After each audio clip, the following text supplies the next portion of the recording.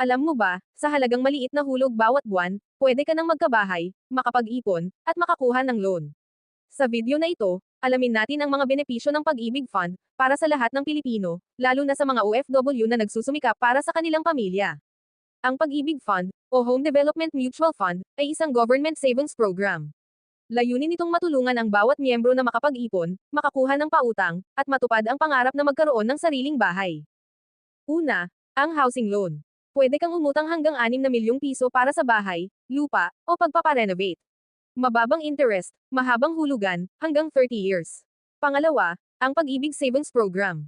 Sa MP1, bahagi ng kontribusyon mo ay naiipon at tumutubo. Sa MP2 naman, mas mataas ang kita at tax-free pa.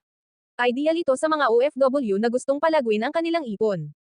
Pwede ka ring umutang para sa emergency o personal na pangangailangan. Fast approval at mababang interes, para sa edukasyon, hospital bills, o panggastos sa bahay. OFW ka ba? Madali lang sumali sa Pag-ibig.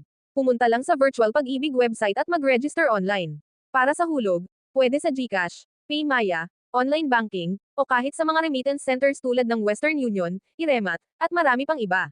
Ang Pag-ibig Fund ay hindi lang para sa bahay, ito ay para sa kinabukasan. Mula sa savings hanggang loans, may maaasahan kang suporta saan ka man sa mundo. Para sa OFW na tulad mo, malaking bagay ang may sariling bahay at ipon para sa pamilya. Kaya ano pang hinihintay mo? Mag-register na sa virtual Pag-ibig at simulan ang pag-ipon para sa kinabukasan. Don't forget to like, share, and subscribe para sa iba pang helpful videos para sa bawat Pilipino.